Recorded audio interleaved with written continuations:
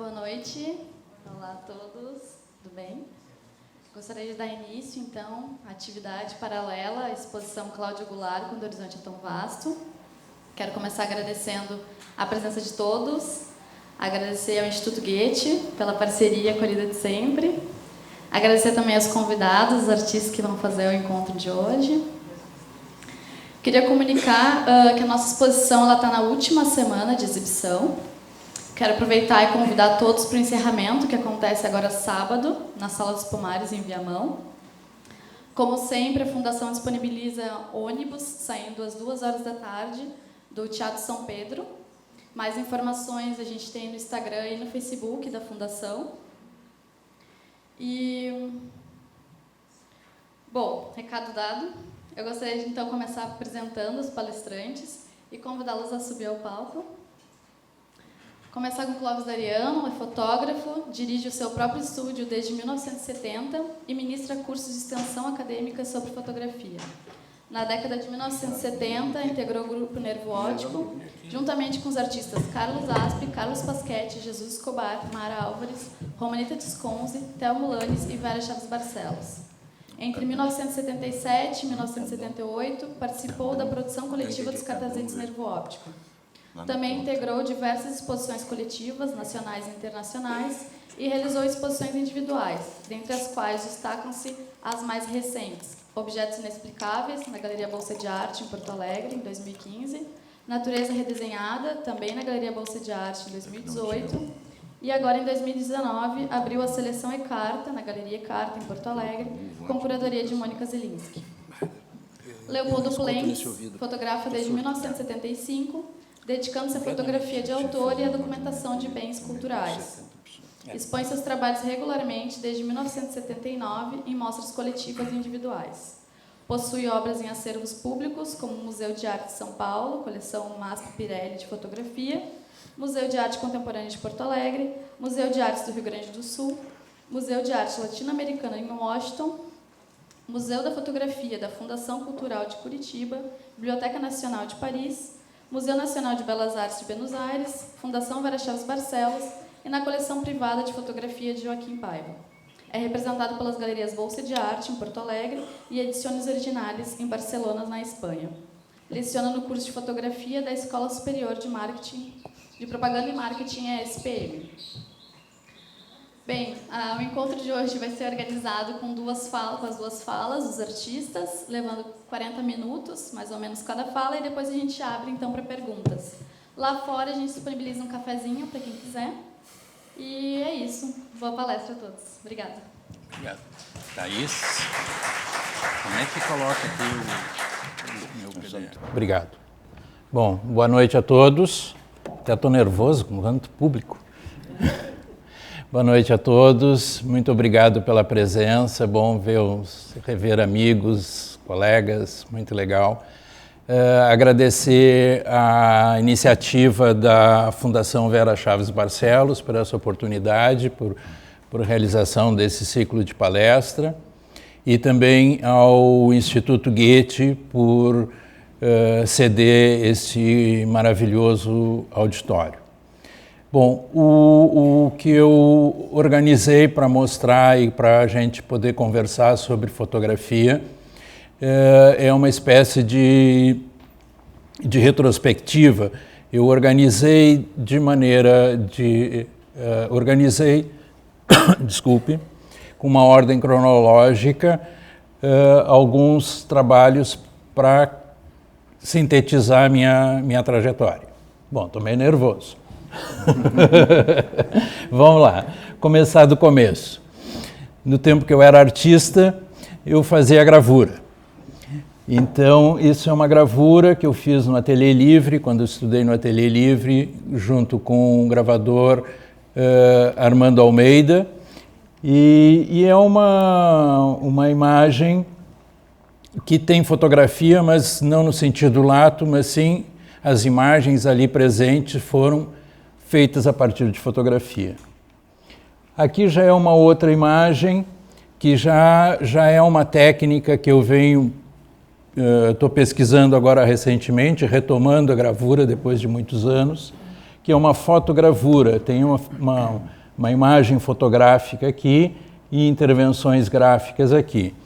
Esse trabalho tem uma história interessante. Assim, em 79, o Marg sediou uma peça de teatro chamada O Julgamento de Lúculos. E aí, então, um grupo de artistas foram convidados a produzir obras alusivas ao texto. E esse foi o trabalho que eu fiz e atualmente pertence ao acervo do Margs também. Aqui é uma outra tentativa de fotogravura dos anos 80. Bom, uma outra faceta dos anos 70 foi que eu iniciei a minha vida profissional trabalhando com artes gráficas, também com publicidade, e eu trouxe para mostrar dois trabalhos desse período, que eu acho que fui bem sucedido, que é um cartaz pela Anistia, de 78. Esse cartaz foi... o Pasquim, em 78, fez um concurso de cartazes, que era uma mídia que se utilizava, né? Era uma mídia que tinha uma certa força nesse período, e que em 78, então, o Pasquim fez um concurso, esse meu cartaz ficou entre os 10 melhores. Em 78 também, um grupo de baderneiros da PUC resolveu bancar a impressão desse cartaz. Aqui um outro exemplo de um cartaz. Tem fotografia, mas é uma fotografia, quer dizer, tem desenho a partir de fotografia, e que tem um particular que esse desenho, ele cria, quando o cartaz colado um ao lado do outro, ele cria uma massa de gente, e esse cartaz foi feito em coautoria com um arquiteto chamado Luiz Eduardo Teixeira. Bom, a partir dos anos 80 que eu passo a me dedicar mais à fotografia, em detrimento de outras práticas, como o desenho gráfico e a gravura. E aqui a gente vê o convite da minha primeira exposição de fotografia que eu fiz, que foi em 82, junto com um fotógrafo chamado Luiz Carlos Felizardo, e que consistia, o fio condutor dessa exposição era a intervenção em cor em imagens preto e branco. É importante comentar que no início dos anos 80, Photoshop nem sonhando, e que a única maneira de intervir numa imagem fotográfica seria ou através da pintura, né, que eu nunca vi nada interessante em fotografia pintada, e nesse caso é uma intervenção química. Então, como a gravura estava muito fresquinha na minha cabeça, esse trabalho consiste em isolar parte da imagem, o que permanece em preto e branco, com uma resina impermeável, e depois a cópia fotográfica tem que ser mergulhada num banho químico para que esse banho químico altere a cor dos aletos de prata. É importante comentar que hoje no Photoshop se faz isso com meia dúzia de teclas e um pouquinho de mouse e um pouquinho de paciência, se faz isso brincando, né? Mas como processo isso foi muito interessante, e é importante comentar que no início dos anos 80 a gente vivia num deserto escuro, ou seja, a gente tinha muito pouca gente para conversar, de discutir fotografia, de discutir arte, e esse trabalho foi muito interessante porque a gente, em cada fotografia, independente de ser minha ou de autoria do Felizardo, a gente discutiu aonde ia colocar a cor. Então, por isso, esse título do trabalho a quatro mãos. Bom, e por outro lado, eu apresentei um conjunto de imagens de uma coisa completamente inusitada, que é um banheiro sem graça, né? Eu lembro, eu acho que eu tive uma certa coragem sem me dar conta disso. E essa exposição recebeu um texto que eu acho muito interessante, escrito, uma crítica escrito pelo Décio Presser, próximos da gravura, que me deixou bastante lisonjeado.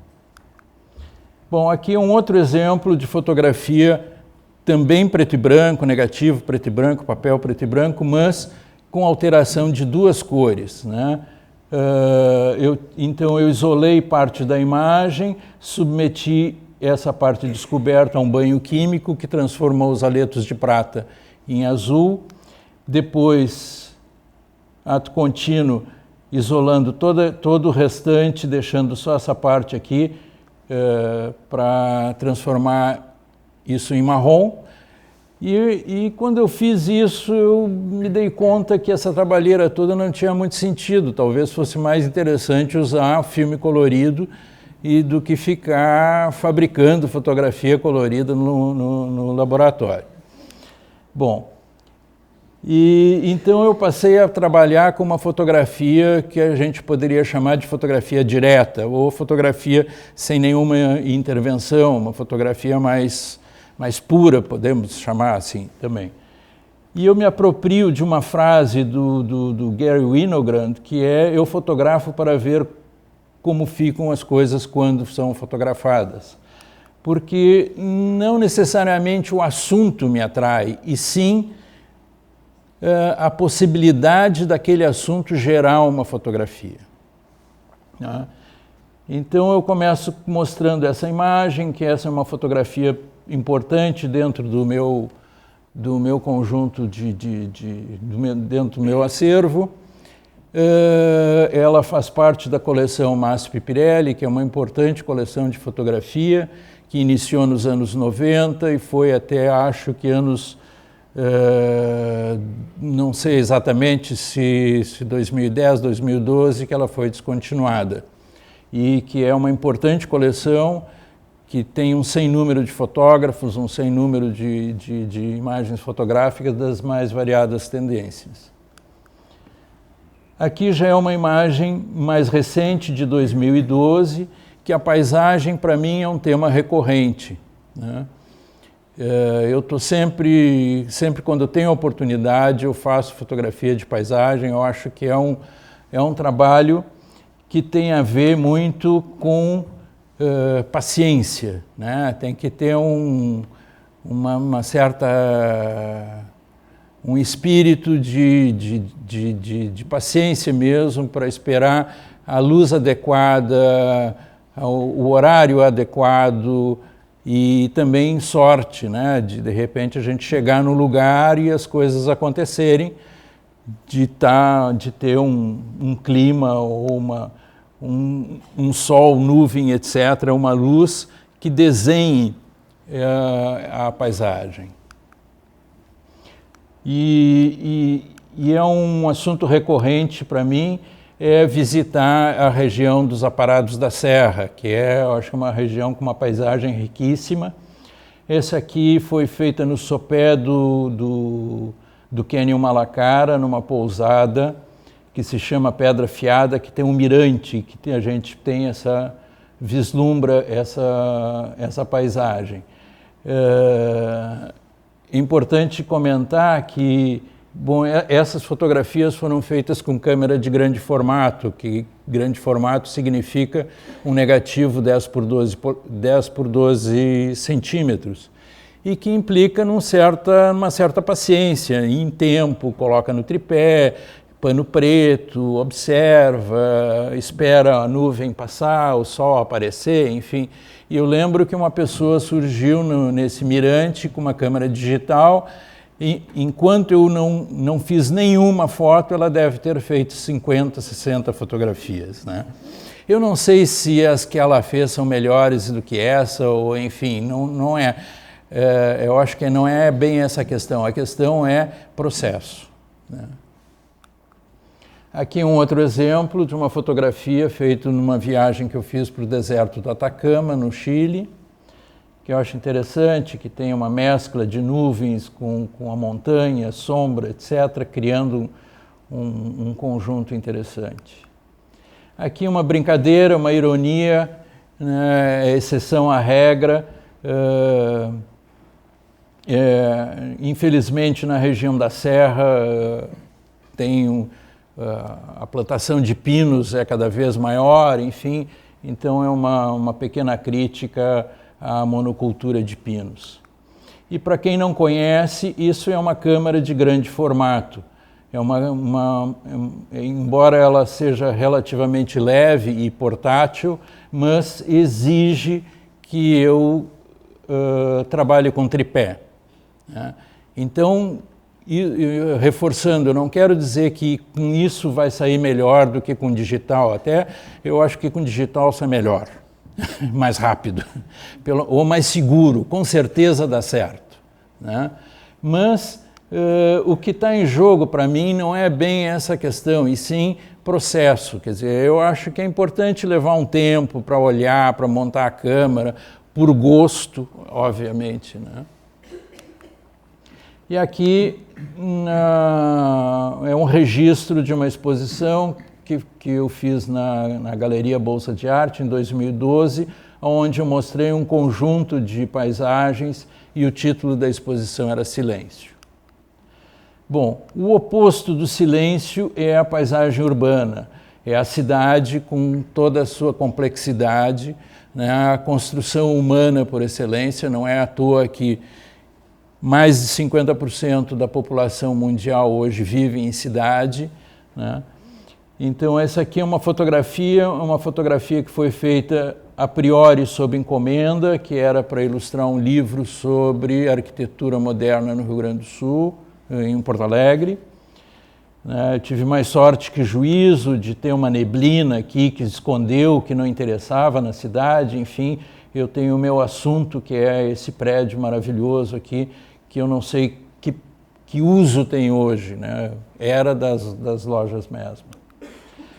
Bom, aqui uma outra fotografia de cidade que já se insere dentro de uma outra escola de fotografia, que é o momento decisivo. Quer dizer, é aquela fotografia que tem que ser rápida no gatilho, em que onde todos os elementos estão em constante mutação, né?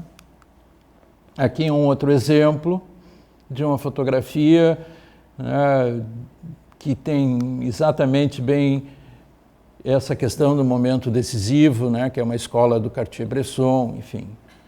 Então a cidade, ela é sempre uma grande surpresa. De repente a gente vira uma esquina, encontra uma situação com luz, com formas, e está tudo ali prontinho, é só fazer a foto. Aqui é uma fotografia feita deliberadamente com excesso de informação, né? É uma grande confusão essa fotografia em um prédio em Berlim. Aqui já uma situação urbana também, porém o oposto da anterior, singela, feita em Lisboa. É muito comum em Lisboa as pessoas colocarem suas roupas para secar na porta de casa. Aqui uma macroestrutura, essa foto foi feita em Istambul em 2014. Isso aqui provavelmente era uma obra gigantesca de metrô ou coisa parecida. E aqui uma paisagem singela, em Aceguá, na fronteira do Uruguai com o Brasil. Bom, essa foto eu posso chamar de foto número 1. Eu fiz em Brasília, em 82, em uma viagem onde eu percorri as cidades históricas, como Ouro Preto, por exemplo, e terminei a viagem em Brasília. E fiz entre as várias fotografias que eu fiz, eu fiz esta imagem, e ela ilustrou uma exposição que eu fiz em 82 também, no antigo Bar Iabê, que se chamava Fotografia de Arquitetura. Hoje eu chamaria do Barroco a Niemeyer, mas na época eu não tinha esse discernimento. Anos mais tarde, eu voltei a Brasília, aí comissionado pela Secretaria Municipal da Cultura, para realizar um conjunto de imagens, para compor uma exposição que fazia parte de um evento que tinha um ciclo de cinema, um ciclo de palestra e uma exposição, e o título desse evento chamava-se Modernismo, e que tinha como mote os 100 anos do Niemeyer. E essa imagem, eu acho que ela tem um caráter de maquete, tem uma coisa um pouco surrealista, e essa tem o mesmo espírito, creio eu, embora seja um outro assunto de Brasília. Aqui, bom, a fotomontagem sempre foi uma grande possibilidade da fotografia, muitos fotógrafos se utilizaram da fotomontagem, e nesse trabalho é uma homenagem que eu faço, uma homenagem ao Atos Bulcão, que foi um grande modernista. Então, ao invés de fotografar um painel com azulejo, eu resolvi fazer uma composição, e explicando melhor como foi feito. É uma fotografia do Palácio do Planalto, feita à noite, ele está espelhado no espelho d'água, sendo redundante. Ele foi invertido da esquerda para a direita e de cima para baixo, formando esse módulo quadrado, e aí resulta nessa imagem que é um mosaico. E esse trabalho também tem a ver com outro modernista, que é deu um branco, Aloysio Magalhães, que foi um designer que fez, na década de 80, uns trabalhos usando cartão postal, que ele chamava de cartemas. Bom, outra coisa que me interessa na fotografia, principalmente na fotografia urbana, é encontrar a imagem dentro da imagem. Então, essa fotografia foi feita no litoral do Uruguai, no Cabo Polônio, e ela tem fantasmas, gnomos, enfim, imagem dentro da imagem. Aqui é um outro exemplo, uma foto que foi feita em Ouro Preto, e é possível, então, a gente encontrar fantasminhas e outros bichos na textura dessa imagem. Aqui já um pouco mais evidente. E aqui é uma brincadeira interessante, é uma porta pintada de porta. Que eu encontrei. Esse é bem legal, né? Com umas florzinhas e tal, muito legal isso aí. Aqui é uma outra porta pintada também, e já tem uma composição que a gente que nos remete a Mondrian, enfim, esses quadrados, retângulos, etc. Aqui é uma imagem que tem várias imagens dentro dessa imagem, que são essas obras escultóricas e esse grafite que lembra um fotógrafo ou lembra um cinegrafista. Outra coisa que é onipresente nas cidades, na paisagem urbana, são as vitrines. Então, eu comecei a fazer uma série que eu chamo de Através do Espelho, que é uma alusão ao Alice no País das Maravilhas, e que é uma série de fotografias que tem várias camadas, vários reflexos dentro, fora, etc. Então, às vezes, a gente encontra situações um pouco hilárias, pouco cômicas, situações eróticas, inúmeras imagens repetidas, refletidas. Aqui não é uma vitrine de rua, sim uma vitrine de museu, que tem a ver com essa imagem anterior. Bom, Em final da década de 80, início dos anos 90, eu passei a fazer um exercício que eu chamo de papel cortado, que consistia em criar o meu modelo fotográfico, né? E aí eu enfrentei um problema da tela em branco, ou seja, o que eu vou fazer aqui, né? Fotografar, de um certo sentido, é muito mais fácil, porque basta eu escolher esse ou aquele ângulo. Agora, quando eu passo a criar aquilo que eu vou fotografar, a coisa se torna um pouco mais complexa. Então, esse aqui é um exemplo de uma situação que é um papel craft que eu fiz algumas incisões com estilete, criando então relevo e iluminando isso em estúdio e fotografando. Aqui é um outro exemplo.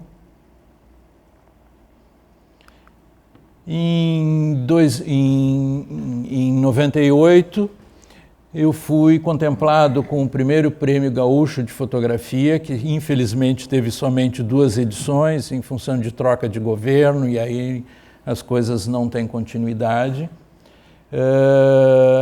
E essa frase pode sintetizar mais ou menos o meu projeto. Então, eu fotografei objetos encontrados que têm uma característica de coisas efêmeras, que só tiveram uma durabilidade enquanto tapume de obra ou coisa parecida.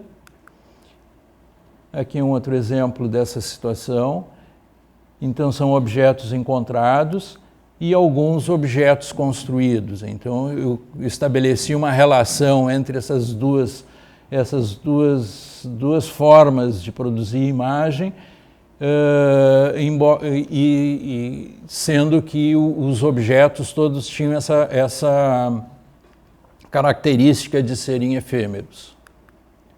Aqui uma construção com linhas orgânicas, aqui mais geométricas e uma iluminação mais radical. Isso aqui é uma brincadeira. Eu recebi uma encomenda de fazer uma tiragem de uma fotografia montada em Passepartout. E então esses quadradinhos são o que sobrou do Passepartout, né? Então foi colocado na parede e fotografado. Claro que isso remete ao trabalho de um artista plástico chamado Pisa. Bom, a paixão pelo desenho. Embora eu nunca tenha desenhado no sentido lato, eu sempre fui um apaixonado pelo desenho. Desenho é uma coisa que sempre me fascinou e eu acho que desenhar, eu acho que para fotografar é necessário saber desenhar, ou pelo menos compor os elementos que vão aparecer na fotografia.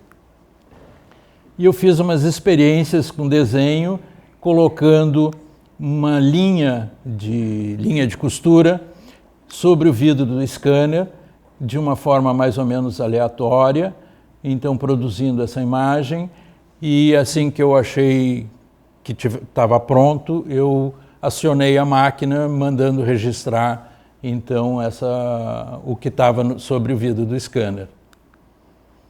Aqui é um outro exemplo desse mesmo tipo de trabalho. E aqui uma fotografia bem recente que eu fiz no verão passado. Eu estive numa praia próxima ao mangue, e o mangue é uma loucura do ponto de vista de desenho, essa quantidade de galhos, galinhos, enfim, esse intrincado e que eu fotografei. E aqui é um desenho da Teresa Poester, uma colega nossa, né? E eu acho que a Teresa bebe na mesma fonte, né? Aqui também um desenho da Teresa Poester, querida Teresa, que está na França.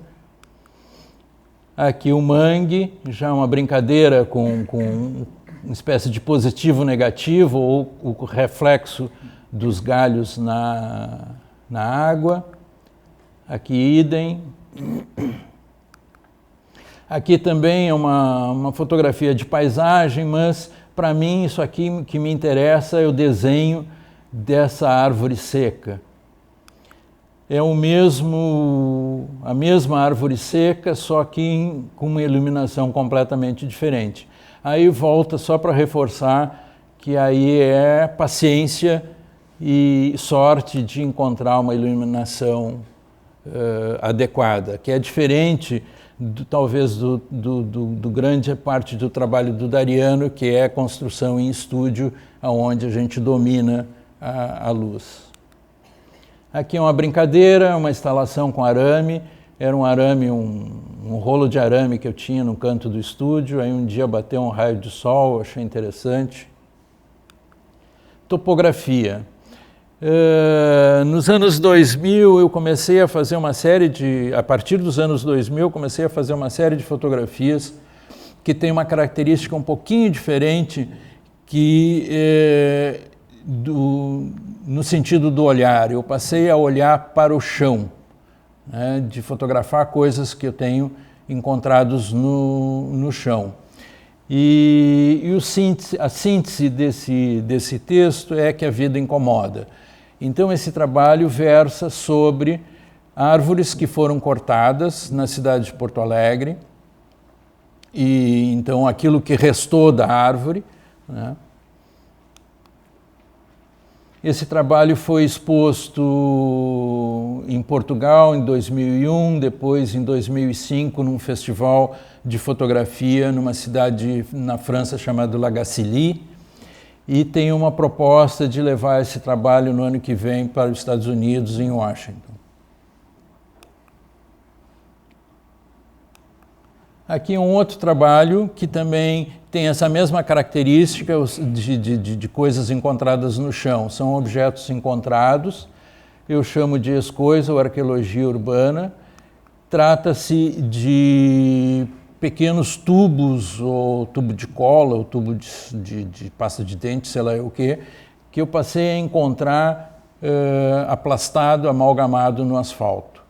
Então é uma espécie de fóssil contemporâneo, né, de coisas que a nossa sociedade não quer mais, e, no entanto, o asfalto ali, de uma certa forma, guardou aquilo e para todo sempre, né? Esse trabalho ele foi exposto em Buenos Aires em 2004, dentro dos Encontros Abertos de Fotografia, e uma característica desse trabalho é que ele foi feito para ser mostrado em grandes dimensões, porque esses objetos têm cerca de 5, 6 centímetros, e quando mostrado numa ampliação de 1 metro e pouco, ele ganha força. Bom, um outro trabalho que também é uma decorrência desse é o que eu intitulo de Coisas Inúteis, que nada mais é do que lixo, né? Eu passei a recolher lixo na rua, encontrando objetos que me chamavam a atenção e sei lá, talvez precisando de grana também, né, em concorrência com os carroceiros. E esses objetos, e esse trabalho, pela primeira vez eu faço um trabalho pessoal, cor, né? Até então, sempre meu trabalho pessoal tinha sido em preto e branco, e esse trabalho inaugura um trabalho cor, e também que tem muito a ver com a facilidade da tecnologia digital, né? Outra característica desse trabalho é que ele não foi fotografado com uma câmera fotográfica. Eu levei esses objetos para o estúdio e coloquei diretamente sobre o vidro do scanner, e aí captando a imagem. Esse objeto talvez seja o mais icônico, foi o convite da exposição, tempo do convite impresso. Eu escolhi esse objeto como convite, esse trabalho como convite, porque ele lembra, isso aqui era um rolinho de filme da Kodak, né? A cor amarela, os códigos de barra, etc., né? E outra preocupação minha na escolha dos objetos era a cor. Então eu queria trabalhar com cores fortes, e aí o uso do Photoshop auxilia, né, é fundamental, né, hoje para a gente trabalhar com as imagens. E o outro critério foi escolher objetos que remetem à forma humana, né? Uma vez que nós somos a única espécie porcalhona do planeta, né? Então isso aqui remete a um guerreiro, aqui pode ser uma bailarina, um pedaço de jornal, e aqui a montagem da exposição na Galeria Bolsa de Arte, ainda no endereço antigo, em 2008. Aqui, 2010, em Buenos Aires, também dentro dos Encontros Abertos de Fotografia, e também foi publicado em Buenos Aires. Máscara, autorretrato. Tem essa frase do Márcio Scavone, aqui, que todo retrato é um autorretrato.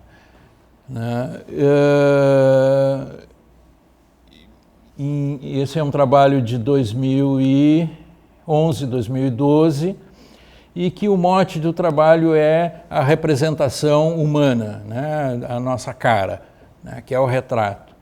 Então, esse trabalho foi feito da seguinte forma: eu peguei papel alumínio, fiz uma máscara da minha cara. Ah, mas por que a tua cara? Porque é a mais próxima e mais disponível, não preciso pedir permissão nem nada.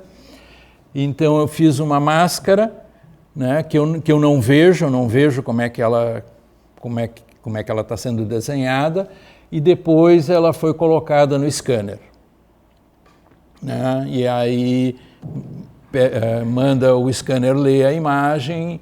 E aí é uma questão de erro e acerto, vai fazendo, vai olhando.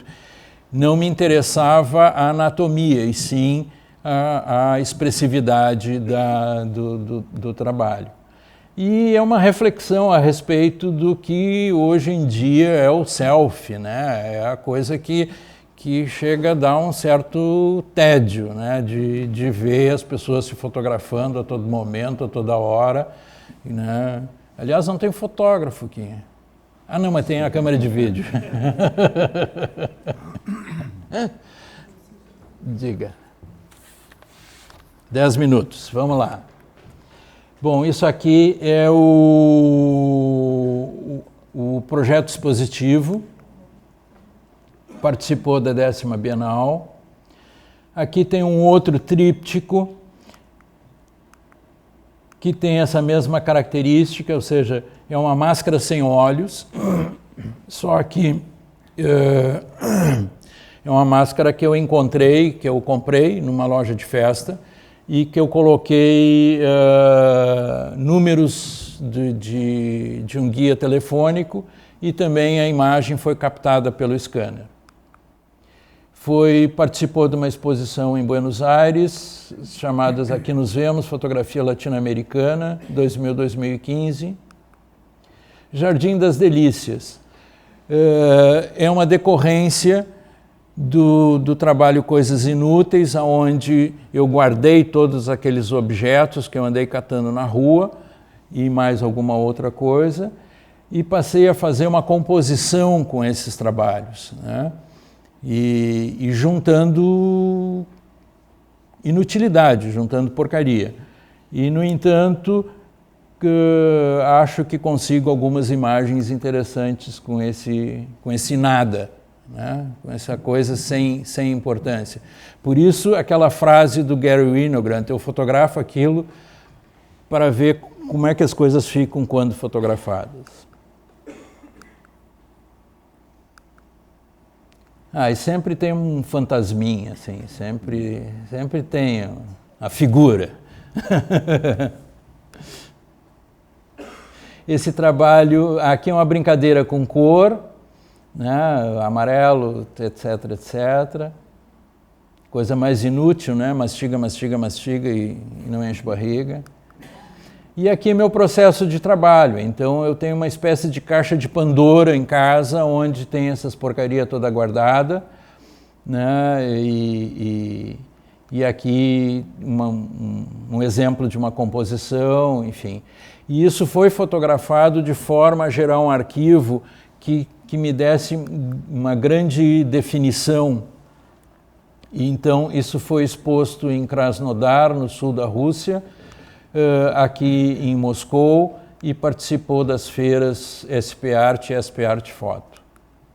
Aqui no CDF, no Centro de Fotografia de Montevidéu, é uma exposição que tinha alguns trabalhos das Jardim das Delícias, Coisas Inúteis, As Máscaras e um conjunto de fotogravura. Bom, voltando aqui à revolta da gravura.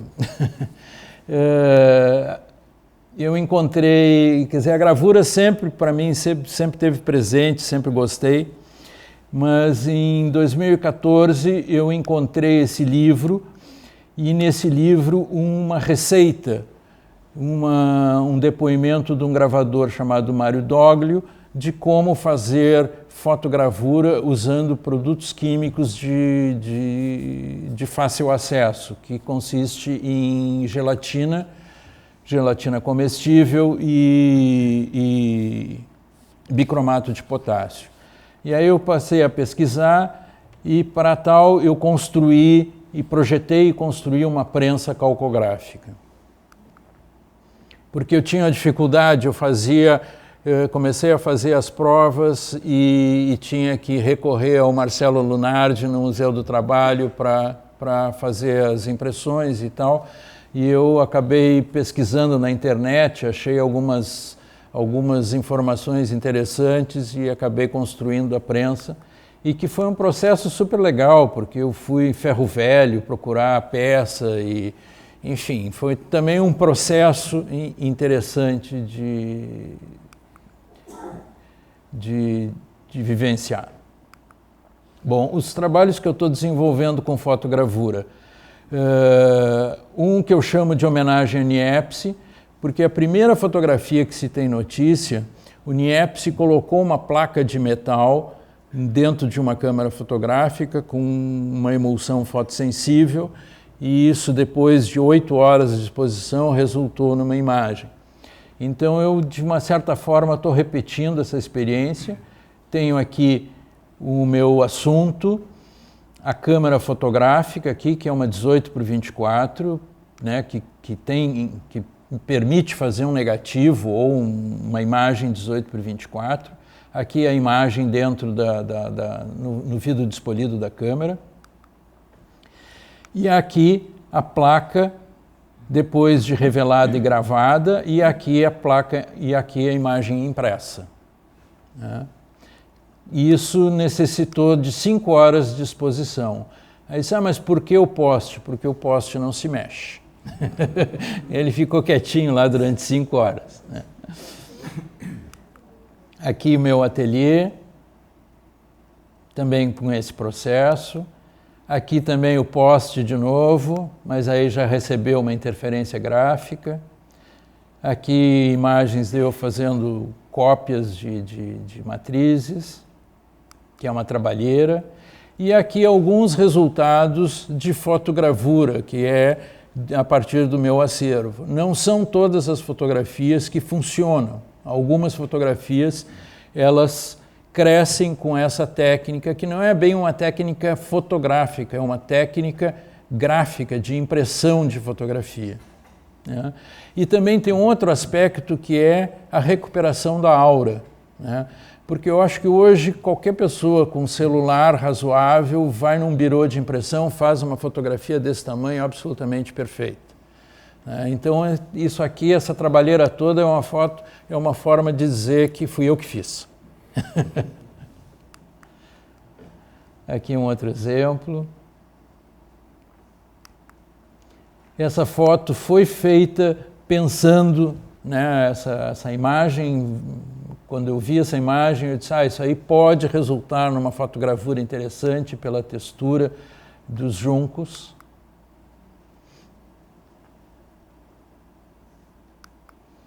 Aqui é homenagem a Volpe, homenagem a Mondrian. Aqui aqueles trabalhos que eu chamei de arqueologia urbana. A máscara, transformada em fotogravura, que ela ganhou uma força, ficou bem interessante. E aqui, para encerrar, esse trabalho, a gravação dessa matriz foi feita a laser. Então, eu já estou me utilizando de uma tecnologia contemporânea para fazer uma imitação de gravura, né? Então, é uma fake grafia.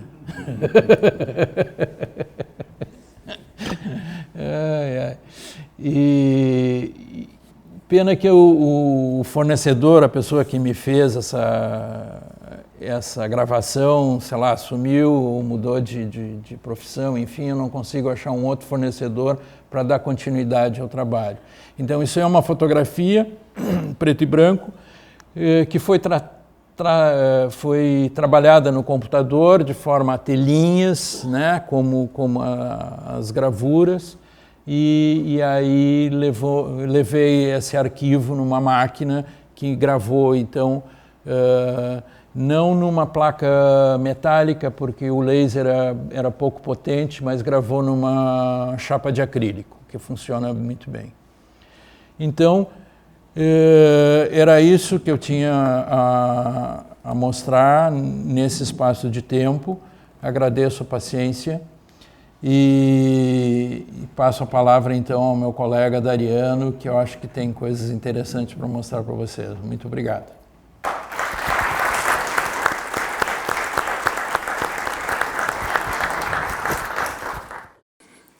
Vamos agradecer um pouquinho, né? A Fundação, ao Goethe, a vocês que estão aqui e vão ter que ter paciência para me aguentar também. Então, bom, então, já que temos que continuar, vamos lá, né? Na verdade, a gente programou de fazer a mesma conversa, né? Da maneira de fazer a conversa semelhante, né? Tanto cronológica, apresentando algumas questões do nosso início, etc, etc, etc. Separei algumas coisas, começando com algumas fotos de registro de época, né, para quem não conhece ou ainda não viu essas sequências que eu vou apresentar, para situar um pouco a questão da época, né, o que se fazia. Então tem uma sequência de... me presta essa coisinha maluca aqui. Vamos ver. Começar, na verdade, a fotografia foi entrando nessa coisa toda a partir, depois de um pouco de experiência com desenho, ou pelo menos alguns cursos que foram feitos assim na adolescência. Fiz um curso de pintura com porcela em 65 e algumas outras coisas desse tipo. Até que entramos lá para o Instituto de Arte e as coisas começaram a acontecer. Então, eu tenho a impressão que isso foi uma das primeiras performances que aconteceu nessa época. Não sei se alguém sabe alguma outra coisa, que foi na abertura do Instituto, do salão do CATC, do Centro de Alunos do CATC, né? O CATC do IA. Essa dupla aí é das boas, né? Então, algumas imagens dessa situação, que foi a abertura do salão, e tinha uma determinada briga com a universidade nessa época. Eu acho que o reitor era o Faraco, coisa parecida. Lembram? Alguém lembra? Não, 71. E a turma toda desceu fantasiada e tal, dessas histórias todas aí, fazendo o enterro das artes, né? Então, um cadáver lá cheio de, sei lá, coração de boi, então, uma coisa meio... e passando em torno da exposição, a gente passa perto do Faraco e ele está dizendo para o Maciel, que era o diretor do IA nessa época, para você ver como a nossa universidade é permissiva. Quer dizer, a gente quebrando, chutando o balde e a universidade era permissiva.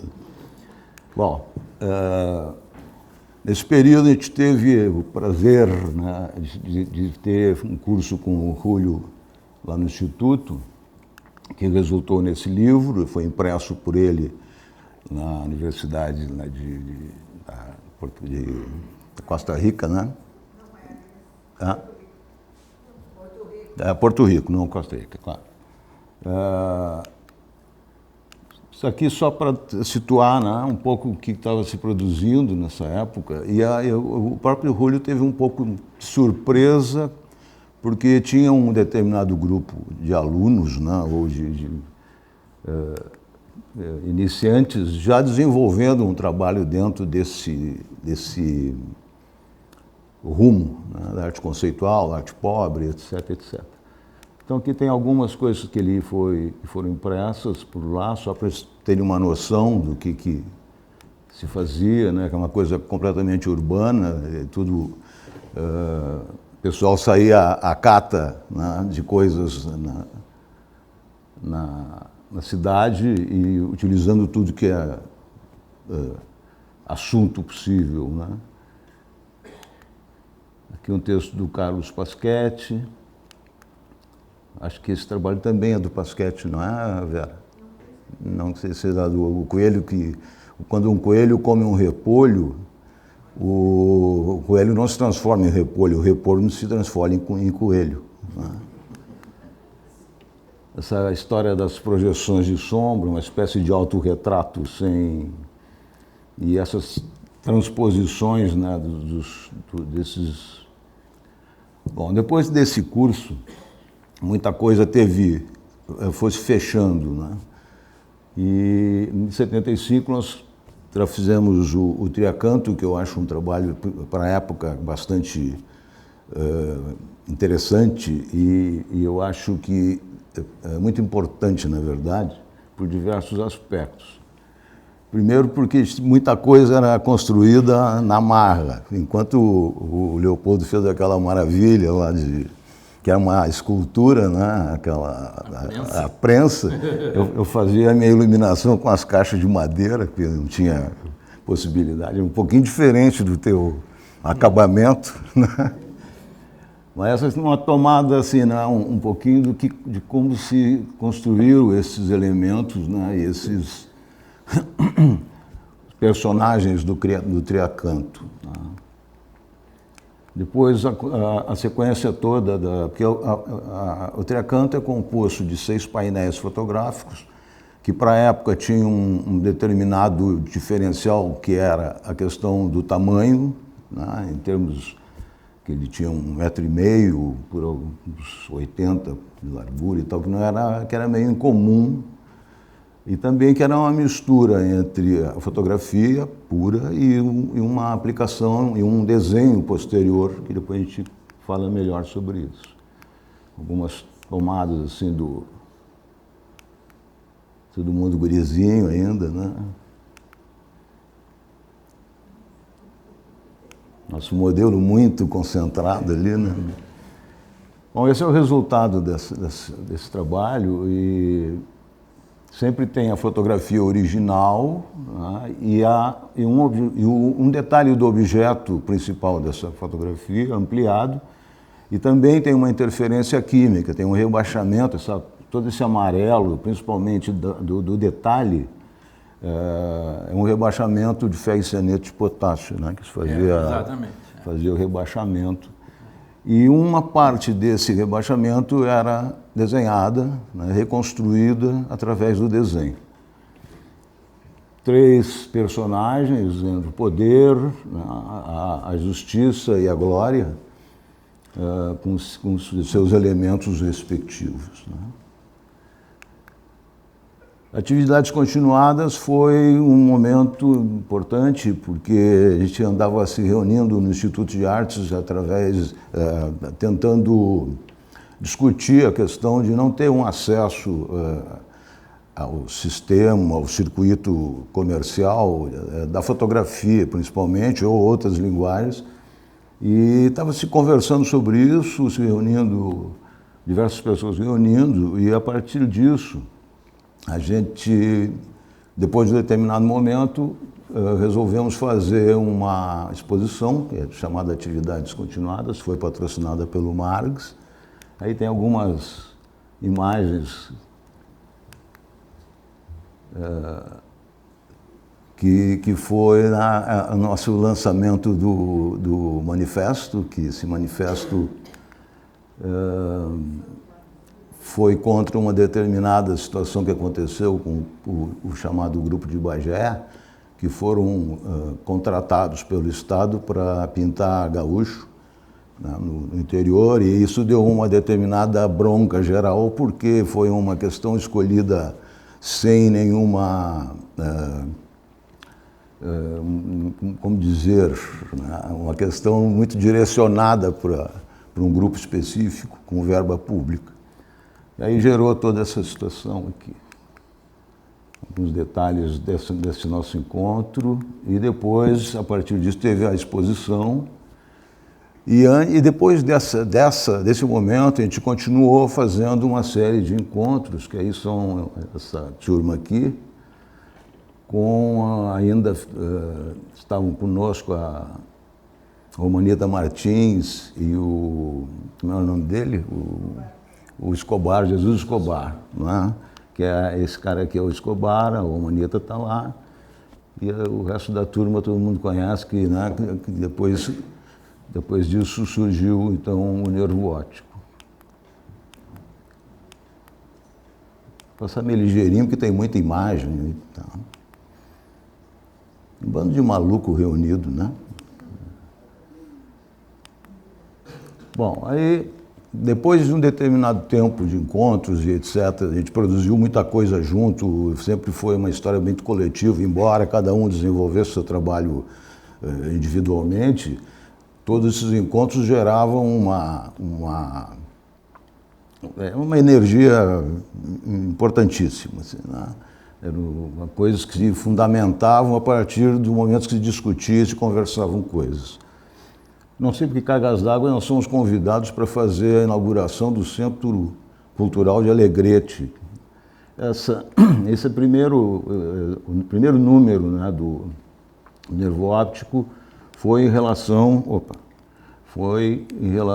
à exposição, tem algumas imagens aqui. Aqui foi as atividades continuadas, né? E aqui embaixo foi a inauguração lá do Centro Cultural de Alegrete, que foi uma montagem bem interessante e que também se fez uma atuação muito legal com a comunidade, produzindo lá uma serpente do Birapuitã, com um monte de criança e todo mundo com papel, aquelas coisas, 1970 a pleno, assim, né? E começaram as edições, né? Cada artista responsável por um exemplar, um número. Esse material aqui foi exposto agora na Pinacoteca, né? Foi realizado, porque até então era só projeto do ASP, né? Foi muito interessante isso na exposição do ASP, que foi bem atual. As aparições do Pasquete, Thelmo Lanes, as minhas paisagens sobre paisagem, a Vera com as suas risadas aqui, né? Esse texto foi muito importante, foi bem a definição do que se pretendia e aqui vinha ser o Nervo Óptico. A participação da Maria Tomazelli como um elemento de distribuição da imagem, embora ela não participasse diretamente do grupo, entre aspas, grupo, né? Ela utilizou o nervo, né? Foi muito interessante isso, que era uma proposta também, né? De ser um veículo, né? A Sociedade Anônima tinha uma intenção de ter outras edições. Acabamos ficando só com essa. E é um autorretrato do grupo, né?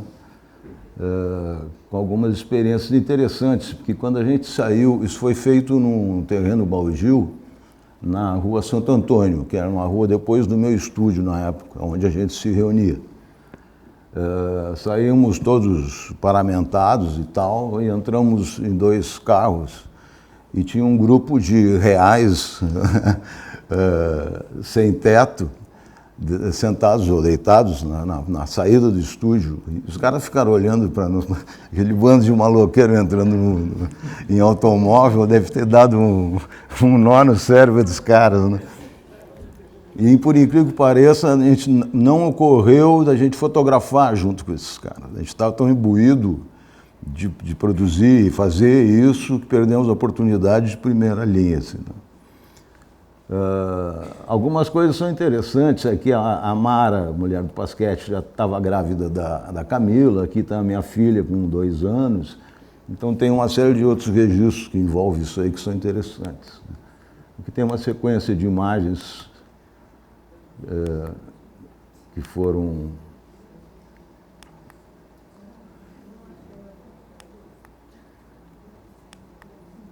e uns detalhes assim, né, mais fechados. A Vera queimando uma bombinha ali. Essa do Aspe aqui é meio nojenta, mas é interessante.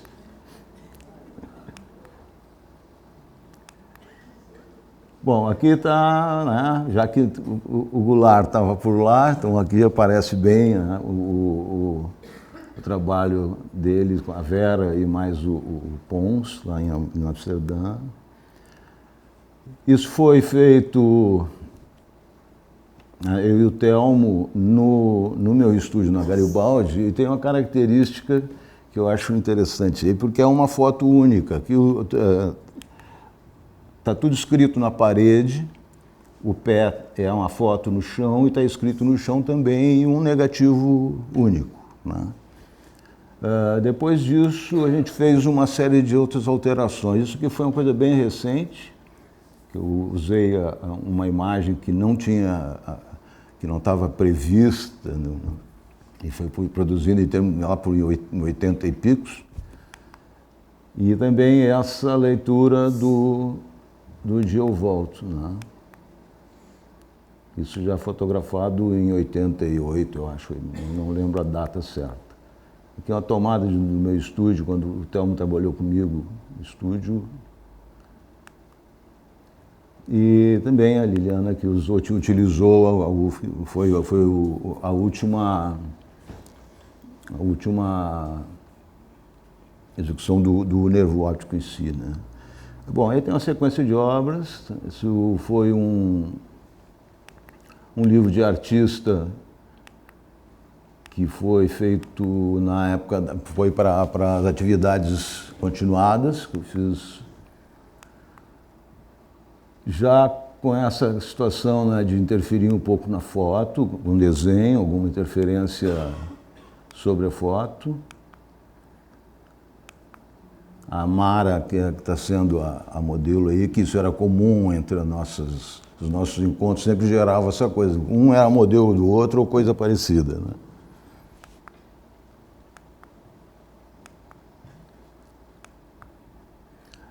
Uma das características também, porque uma coisa é certa, né? O fotógrafo é lixeiro mesmo, né? Então é tudo coisas achadas. Isso era um armário que era uma sapateira e tal, que não sei onde é que estava na rua, sei lá. Eu botei para dentro do estúdio e já se transforma em algum assunto, né? Nessa época eu também não tinha nenhuma preocupação com uma qualidade fotográfica, além de não saber muita coisa, né, de fotografia, né, principalmente de processamentos, de laboratório mesmo. Eu sempre fui meio preguiçoso para isso, mas principalmente me parecia que não tinha necessidade nenhuma de ser uma fotografia muito elaborada, muito tecnicamente elaborada. Ainda me parece, se tivesse feito isso muito certinho, ia ser alguma coisa esquisita. Então, sempre tem essa questão assim, do acabamento fotográfico. Aqui faltou uma questão de nome por um acidente de percurso, que o Balé Embalagem também foi produzido nessa época, com a Mara e e com a Eneida Dreyer. A sequência total são 42 fotos, aqui tem algumas.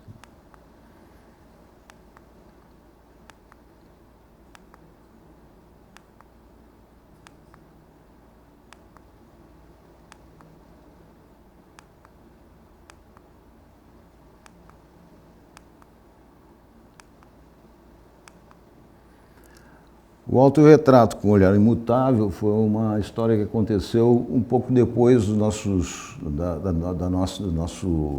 encontro das atividades continuadas, porque, na verdade, foi posterior a esse trabalho aqui, que é o olhar inverso. Eu reproduzi os slides e deixei como está tudo esculhambado mesmo, para marcar bem a época que foi feito. Essa é a Marley, é uma atriz que estava presente na noite essa das atividades, e eu gostei muito do tipo, né, o cabelo vermelhão, um olho interessante, e convidei para fazer um trabalho. Ela topou e perguntou o que seria. Eu disse: não tenho a menor ideia, a gente vai se reunir, vai sentar lá e vai fazer alguma coisa. E rolou essa situação de fotografar os olhos. Eu copiei em papel, né, colei no óculos e refizemos uma série de imagens, com uma revelação pavorosa, um dos primeiros cromos que eu revelei na minha vida, eu acho. Então, uma coisa assim super perigosa, né? Os personagens alegóricos foram a continuação disso, aí com um pouco mais de cuidado, talvez. E homenagem a Fídias é uma questão. Tu ia mostrar os lençóis, mostrou aquele só lá de Lisboa, é aquilo que ele viu isso aí e disse: vou mostrar os meus lençóis. Eu disse: bom, a questão é que os lençóis deles estão vazios, o meu eu botei um recheio.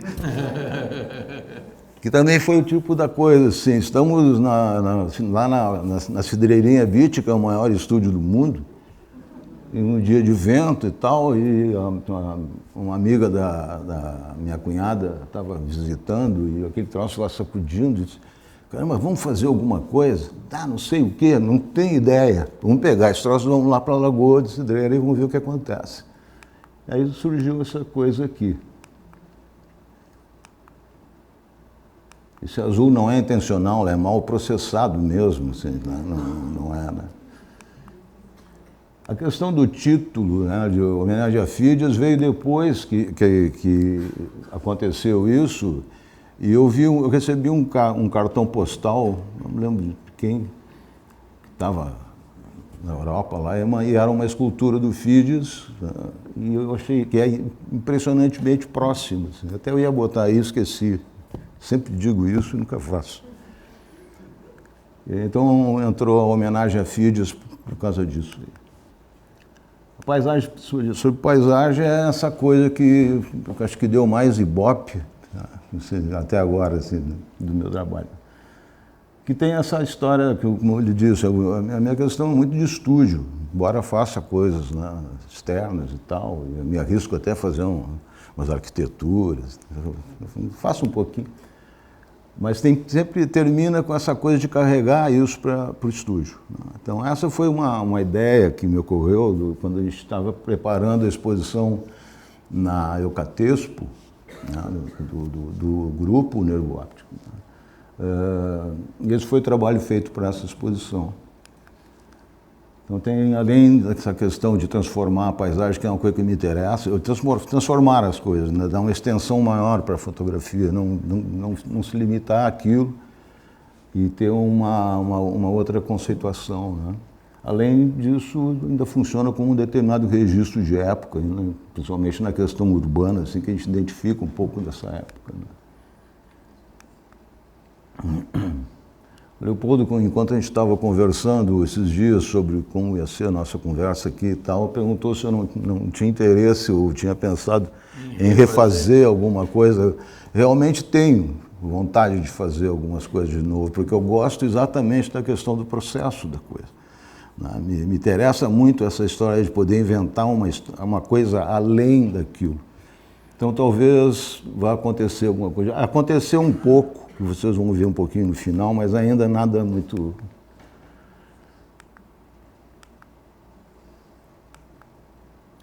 Esse foi publicado, né, no Nervo Óptico.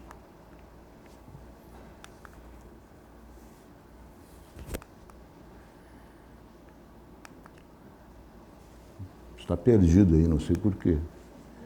Esse, no final dessa história, eu botei isso meio assim tardiamente, só para lembrar que o nosso cartaz, né, da exposição como é que eu disse? Eu me esqueci. A independência, eu catei, deu um brancão aqui. Era a história do gaúcho voltar ao campo, né? Então, o lugar de gaúcho é no campo. Os planos, fragmentos, inserções de pontos... O nome é bacana pra caramba, né? Comprido.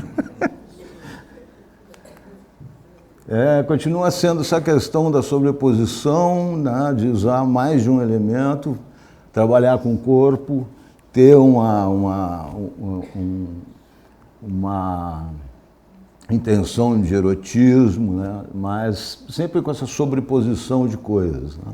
Então a gente tem a primeira foto, a segunda sobreposta, levantando as bordas, um papel sobre toda a imagem, dobrado, rasgado, um papelzinho sem vergonha por cima ali, né? Esse trabalho depois sofreu um acidente de percurso, o estúdio teve um problema grave lá, inundou, choveu em cima de diversas coisas, alguns arquivos foram prejudicados. E ficou assim. Na verdade, aqui já está com ele. Ficou muito melhor. Mas entre esse, por exemplo, aqui não tem o desenho ainda, né, no corpo. Aqui já tem o desenho. Mas esse papel é da foto e esses são os defeitos pós-inundação, né? E amarelou muito. Ficou ótimo, né? Aliás... Se não fosse isso. Então tem essa sequência, né? Então, esse aqui também foi um que sofreu um pouco com essa questão essa aqui principalmente, eu deixei até mais marcas assim, porque ficou bem alterado, ficou delicioso. As caixas são uma questão de uma brincadeira mais de jogo de plano, que é uma caixa pequenininha e o modelo ficava se encaixando de alguma maneira. Não tem uma grande extensão, mas a caixa é um elemento que vira e mexe aparece durante todo o percurso. Aqui é um jogo bem exatamente essa questão de planos, porque a caixa está num plano, ela está no outro plano dentro da caixa, em pé. Então é um jogo de luz e esses planos diferentes. Sonamos sobre Desenho é uma série que eu não fui muito adiante, que é uma modelo um personagem que fica desenhando um fundo, vai se desenhando e vai se desenhando junto, e ficou interrompido, mas ela depois ficou uma série de coisas de desenho e eu usei o que ela fez, riscou, para complementar. Essa foto horrorosa aqui é a única foto que eu tenho do desenho, porque ele desapareceu. Tem um outro que não é exatamente esse, mas uma peça grande. E gerou essa questão, essa história do coisas penduradas na memória. São detalhes, né, de caixas, por isso a questão das caixas, dizendo que vem e volta, não aparece caixa. Esse foi um trabalho que eu acho interessante, foi premiado como desenho, que é uma coisa que eu praticamente nunca mostrei muito. Opa! Ops, deu um tereré, deu um tilt aí. O que deu ali? Não queremos. Hein? Não queremos. O que pedir? São desenhos grandes, uns 1,5 metros, 2 metros. Cartão amarelo para ti. Ó, só 10 minutos?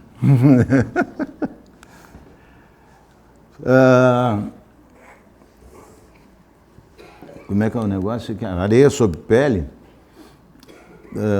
Também essa situação começa com uma intenção de fazer uma externa, né, nu na externa, etc. E depois vai se alterando até chegar nisso. Então volta também essa imagem para o estúdio, faz uma ampliação maior, bota areia por cima, fotografa, etc. Então continua sendo coisa sobre coisa. Aqui tem uma história que todo mundo fica pensando, o que é isso? Para que serve essa encrenca aí, né? O Velégio, e sempre andava, hoje não tenho mais paciência, mas andava sempre com câmera. E me ocorreu uma determinada história, uma situação em 91, que a nossa associação Abrafoto, que é uma associação de fotógrafos comerciais, conseguiu patrocínio para uma série de calendários, uma associação nacional, legal, importante e tal. E através do Bueno, que era o Fernando Bueno, que era o diretor da Abrafoto Regional, a gente conseguiu fazer uma proposta de calendário com um formato bastante interessante, que era 1 metro por 8,70 mais ou menos. E a partir dessas fotos da areia sobre pele, eu resolvi fazer uma alteração e comecei a pensar numa coisa que é isso aí, e fotografando no maior estúdio do mundo, que é a Cidreira, né? Ali uma câmera 4x5 polegadas, que o Leopoldo já tinha mostrado para vocês. Isso aqui é um flashzinho marca Frata, né? E uma mangueira, cabo e uma tocha de flash dentro da TV. Né? E o resultado é esse aí. Uma daquelas cenas lá da areia sobre pele e tal, pele sobre areia, sei lá como é que é o nome, eu fiz uma transparência, coloquei na caixa da TV e a lâmpada de flash por dentro. Dá esse resultado aqui, né? Um cromo 4x5 polegadas, direto dessa construção de coisa. A minha jogada toda é objeto construído, né? Sempre. Então, mesmo que seja fora do estúdio. Tá? O mais interessante disso também é que eu nunca fotografei a cara das pessoas que viam isso acontecer. Porque ficava essa foto aqui foi feita no Guaíba, as outras foram feitas lá na Cidreira. Os caras ficavam loucos, né? Olha que maluco lá com uma TV dentro d'água, caramba. E agora estou começando a voltar a examinar isso de outra maneira, tá? Usando o próprio negativo e sei lá o que vai dar. Também pode ser que não dê nada, vai ser... Dentro dessa situação, os castigos corporais começam também com essa questão de estúdio, né? Está muito relacionado com a questão das torturas, né? Ditadura, etc, etc. E com o desenho sobre a cópia. Então isso aqui praticamente é uma peça única, né? Sobre a cópia diretamente.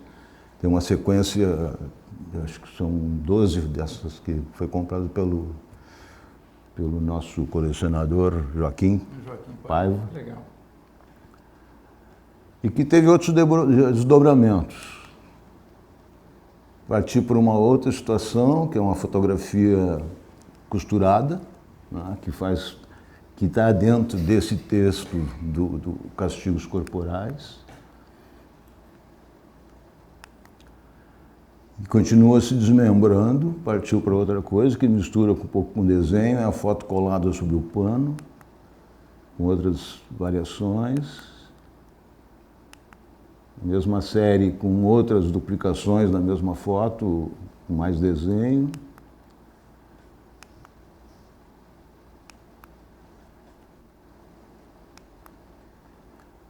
Os castigos corporais, saindo um pouco daquela situação do costurado, mas ainda continuando uma foto construída, né? E uma instalação, na verdade, né? 4 imagens repetidas e o próprio instrumento de tortura.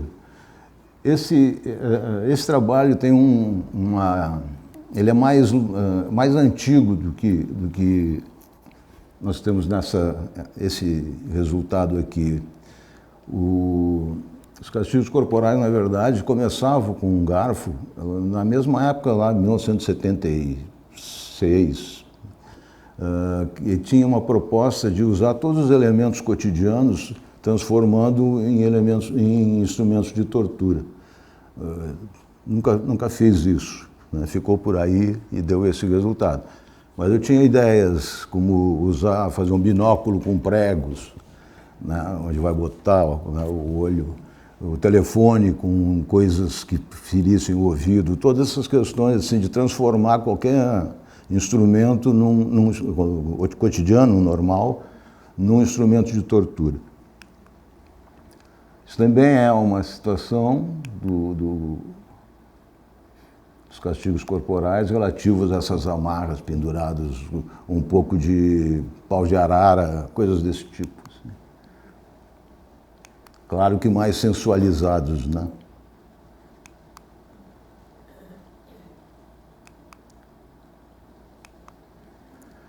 Pele sobre pele permanece essa questão de sobreposição, da foto sobre a foto, fotografada. As impossibilidades e negações, foi uma mostra lá na obra aberta, que foi ótima, por sinal. Também fotografia interferida, né, com a costura.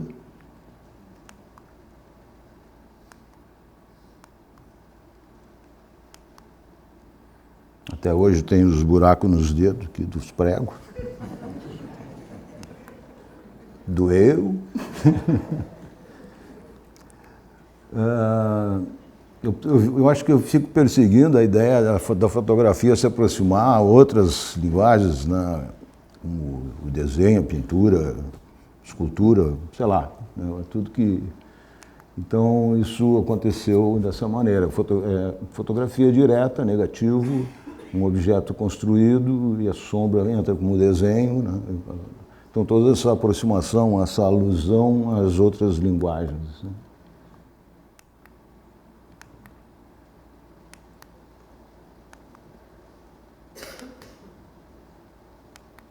Se eu soubesse que ia projetar isso um dia, eu teria feito tudo no mesmo... Sem essa dança da imagem para um lado e para o outro, né? Os retratos improváveis é uma mistura de coisas. E a partir de um acontecimento, assim, tipo, usar uma fotografia que foi designada comercialmente, era em princípio comercial, e fiz uma série de alterações posteriores.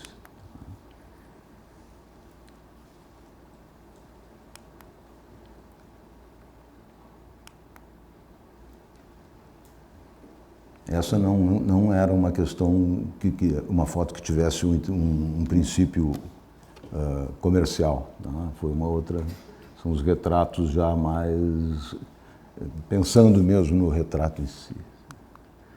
Claro que está vinculado ao teatro, né? Tocando um pouquinho nas questões das escolas de pintura, né?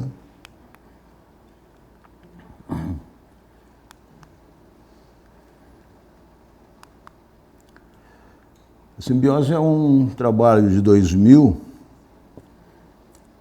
que até hoje me deixa meio sem saber o que estava acontecendo, porque ele tem uma característica meio publicitária, né? Mas foi um trabalho que gerou uma série de outras coisas e também foi uma história de coletar lixo, né? E são fotografias diretas, negativo direto, em estúdio, claro, né, fundo pintado, com essas interseções, com esse posicionamento, com essa construção de personagem, com esses elementos naturais, né. E depois uma comparação dos tecidos, né, tanto o humano como vegetal. Essa imagem abria o catálogo, né, e é a mesma foto, a principal foto, com o papel colocado, papelzinho vegetal colocado sobre o papel fotográfico, e na hora da ampliação dava esse efeito, né, dessa transparência. E andava para lá. Um dia eu resolvi, me irritei, fiz um buraco no fundo do infinito e cravei essa coisa aí. E gerou toda essa história.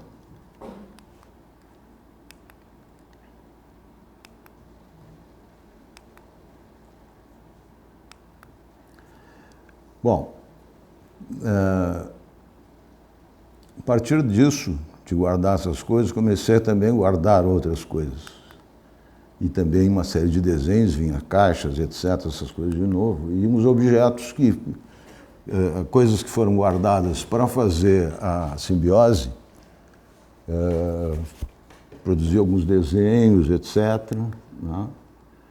Usando sempre madeira, reaproveitando madeira, construir esses objetos aqui.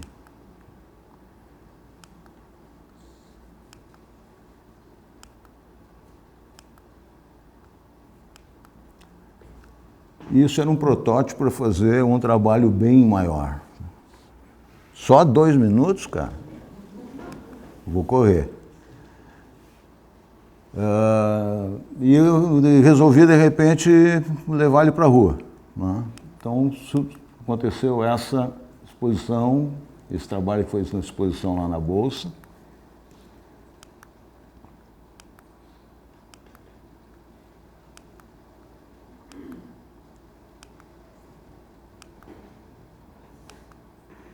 Aqui é uma amostra do trabalho da exposição. As festas brasileiras, também um aproveitamento de uma situação, um acontecimento, o Carnaval em Santa Teresa, no Rio de Janeiro, uma sequência de fotos, depois são repetidas, acumuladas, e vão se transformando nisso aqui.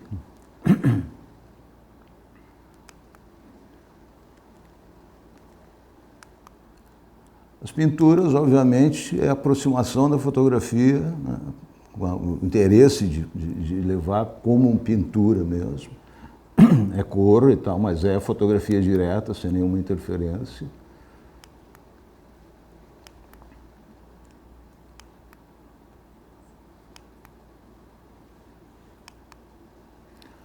E essa aqui que é uma história que me interessa falar, porque é uma coisa que começou em 80, fazendo essa imagem sem cromo, com uma projeção de uma imagem que aconteceu num trabalho para um circo.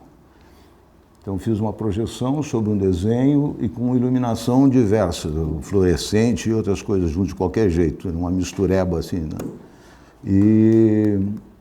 E fui alterando isso, com mais desenho, etc. Depois de um bocado de tempo, acho que talvez uns 5 ou 6 anos, ou 10 anos talvez até, porque acho que foi 10, eu resolvi dar uma olhada de novo nisso e começar a aumentar então tem um aumento de área já com a questão de digital, né? A foto principal é cromo, mas já começou a entrar o computador na parada. E à medida que eu fui me interessando nisso, fui criando outras situações, utilizando imagens de Iemanjá, que eu tenho muita coisa fotografada, e começou a me gerar essa questão assim, meio sagrada, meio profana, porque a fotografia tem uma característica profana e a pintura é sagrada. E aí resolvi investir nesse lado, assim, construindo outras situações, até que entrou nisso aqui, e eu continuei fazendo coisas desse tipo, usando outros elementos.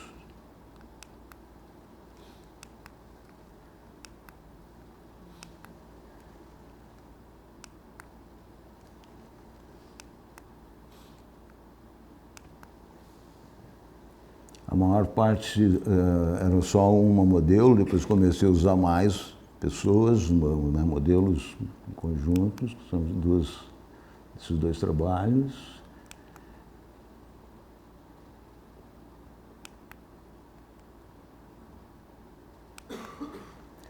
E comecei a voltar a retratos a partir desse, também pensando como retratos improváveis, então misturar com aqueles anteriores lá, ou talvez misture tudo, não sei o que vai dar. E aí tem essa sequência.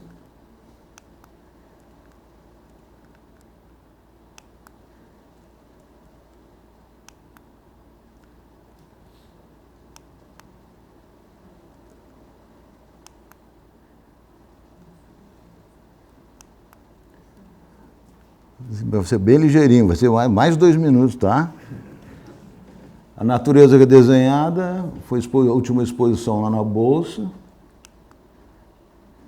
que tem uma característica, que é uma coisa que o Leopoldo faz muito, que é a história das panorâmicas, né? São muitos arquivos para produzir uma... Cada imagem dessa tem de 16 a 24 arquivos. E a característica desse trabalho é que a fotografia principal, como base, as folhas são recolocadas, os objetos são recolocados, e uma área ainda entra uma parte de desenho. O desenho não se percebe muito na produção, na projeção. E são todas coisas guardadas do tempo da simbiose. Quer dizer, tem coisas até de mais de 20 anos aí. Elementos guardados.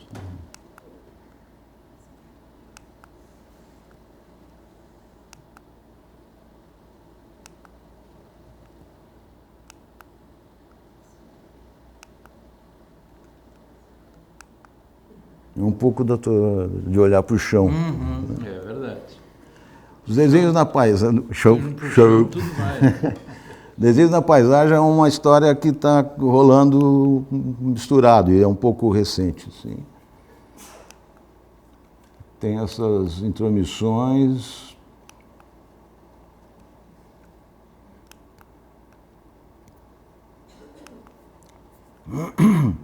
Isso é uma questão que ainda não sei se vai para desenhos na paisagem ou se vai para os objetos. Então, tudo misturado, é tudo uma bagunça.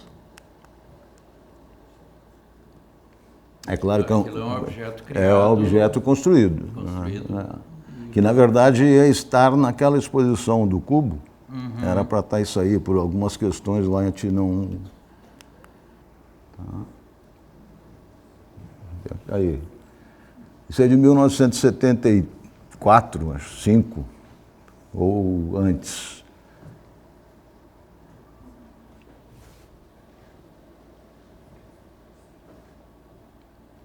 Ponto por ponto, traço por traço, clique por clique, Super 8.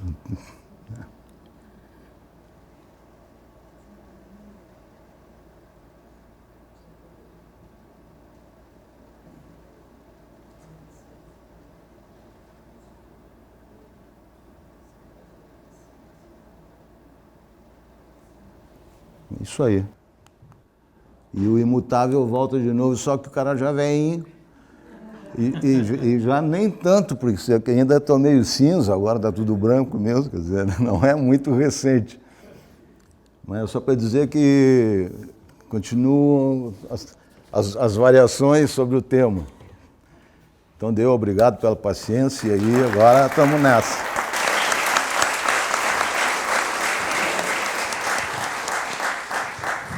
Bom, pessoal, se vocês quiserem comentar alguma coisa, por favor, não vão embora. Perguntas, comentários, enfim, estamos abertos aí.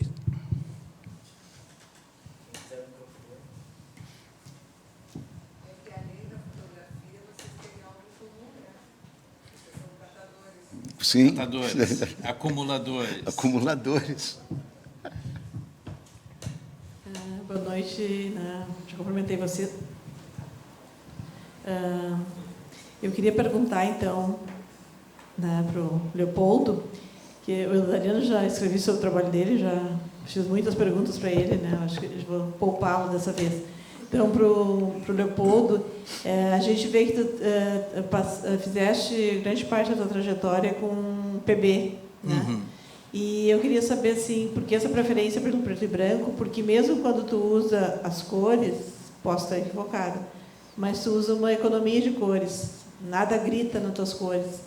Então, eu queria que tu pudesse explanar um pouquinho, tu disseste ali, a partir daqui eu trabalhei com cores, eu queria que tu falasse um pouquinho da tua relação com a cor e o porquê de tantos trabalhos em PB, que são ótimos, é claro, não é um questionamento, é simplesmente só para... Eu sempre pensei nisso, a oportunidade de te perguntar. Legal. Parabéns, não. muito boa a fala de vocês. Obrigado. Não, acho que é uma pergunta muito procedente, né? Bom, o preto e branco tem uma questão do preto e branco é que eu acho que ele é mais ficcional, né? Ele não é tão descritivo assim. Uma vez eu estava mostrando uma fotografia para uma pessoa e essa pessoa disse: "Ah, mas que lindo, bem colorido", e era uma fotografia preto e branco. E eu considero isso um grande elogio, quer dizer, quando tu consegue numa fotografia preto e branco ter uma riqueza de tons e, enfim, de que a coisa funciona, né, no sentido de provocar um encantamento, é muito interessante. Tem um outro aspecto, é que o preto e branco sempre foi possível, ou sempre foi mais fácil, a gente ter um laboratório e fazer o próprio processo, né? E isso, para mim, sempre foi importante esse domínio do processo, né? Na cópia fotográfica, eu interferir de forma a obter impor a minha vontade, né? Ou seja, trabalhando com mais contraste, com menos contraste, aí tem toda uma alquimia de laboratório, usando reveladores diferentes, etc. Mas eu acho que também é uma questão de pobreza, porque em qualquer adolescente nos anos 80, no hemisfério norte, tinha um laboratório colorido. E aqui a gente tinha que se contentar com o laboratório preto e branco pela dificuldade de conseguir químicos, papéis, equipamentos, etc. Mas, então, tem esse aspecto de domínio do processo. Aí o digital, quando surge o digital, é fantástico isso, né? Porque tem esse mesmo possibilidade de domínio do processo, né? Quer dizer, tu é o próprio laboratorista da tua fotografia. E o outro aspecto da preferência pelo preto e branco é também porque o preto e branco ele é muito mais forma, né? A importância da forma na fotografia preto e branco talvez seja mais importante, a composição, o desenho, a organização formal seja mais importante. Acho que é isso que me move, claro, e o gosto, né? Evidentemente, sempre gostei muito da fotografia preto e branco, acho ela interessante. Em relação à paleta de cores, realmente, não sinto muita necessidade dessa coisa gritante, assim, né? Eu acho interessante uma paleta de cor mais elaborada. Não sei se é elaborado, no caso do meu trabalho, mas pelo menos eu acho que é. E só um comentário, aquele trabalho, já te dou a palavra da Ney, eu tomei o microfone do Ney aqui, só um comentário em relação àquele trabalho que tu mostraste, que tu disseste tem a ver com PISA. Eu lembrei, vendo, pode não ter, né, pode ser uma percepção minha, enfim, dos meta-esquemas do Oiticica. Exatamente. Então, eu só queria comentar se tu tem alguma relação com isso, se tu tinha essa percepção também. Não. Quer dizer, eu conheço o trabalho dos meta-esquema, mas aquilo ali foi, como eu disse mesmo, uma brincadeira, não é uma coisa de levar a sério. Bom, queria primeiro agradecer, foi incrível o panorama que a gente viu aí, e sair um pouquinho das questões técnicas para falar da construção de carreira de artista. Vocês assistem às profundas alterações que o ambiente das artes vão vivenciar nos últimos 50 anos, né? Em menor, maior grau. E me interessa saber, nessa trajetória, como se dá a evolução, como é que vocês percebem a evolução de um assunto que me interessa muito, que é o que eu estou pesquisando no momento, do colecionismo. Como vocês veem o crescimento do colecionismo a partir da produção de vocês? Qual é a relação de vocês com os colecionadores? Como é que as obras de vocês são acervadas nas coleções privadas, públicas e privadas? E, enfim, qual que é a opinião de vocês sobre esse assunto? Quer falar? Não? Bom, a questão do colecionismo é extremamente importante, porque eu acho que quando a gente vende um trabalho para uma coleção, seja ela pública ou privada, há sempre uma satisfação de ver que aquele trabalho serviu para alguma coisa, ou seja, alguém tem interesse, enfim, né? Isso dá uma satisfação pessoal bastante grande, né? Em detrimento, independente da questão econômica ou não que isso venha a ter. Essa questão das coleções, volto a falar da coleção MASP Pirelli de fotografia, que é uma coleção pública, que eu acho que é extremamente importante, né, que o MASP albergue uma grande coleção de fotografia, e é uma pena que esse processo tenha sido interrompido, e também como ele foi muito bem feito, que eu acho que é um exemplo, porque tinha toda uma comissão de curadores que a cada ano escolhia o conjunto de imagens que iam adquirir, etc., etc. Existem as coleções privadas, talvez a mais importante seja do Joaquim Paiva, que é um colecionador atuante e que está presente em tudo quanto é festival de fotografia, em tudo quanto é evento. Isso é muito importante. Agora, é uma lástima esse desmoronamento do Estado, né, que isso impede a aquisição dos trabalhos para coleções públicas, que eu acho que os trabalhos eles não podem ficar engavetados enfim, eles têm que ser públicos. Um exemplo interessante que a gente teve, que também foi descontinuado, que o Prêmio Gaúcho de Fotografia, que teve apenas 2 edições, eu fui um contemplado e o Manuel da Costa outro, que o resultado do trabalho, que foi uma bolsa de pesquisa, durante um ano eu desenvolvi um trabalho e fiz uma exposição no Margs, e o Margs tem essa coleção no seu acervo. Então, um projeto interessante nesse sentido de fomentar e aumentar acervos, enfim. Não sei se te respondi. Não sei se o Dariano quer comentar alguma coisa. Não, em síntese... Tu sabes aonde estão as tuas obras? Nas quais coleções privadas elas constam? Mais ou menos. Não sou tão organizado assim, mas mais ou menos eu sei onde elas estão. Bom, então é isso. Vamos encerrar essa noite. Agradecer mais uma vez os convidados pelas falas inspiradoras e generosas sobre seus processos de trabalho. Lembrando mais uma vez que sábado nós temos o encerramento da exposição em Viamão, e nós temos hoje o Centro de Porto Alegre, que leva até lá para fazer visita. Mais informações vocês encontram no Facebook e no Instagram da Fundação. Muito obrigada, boa noite.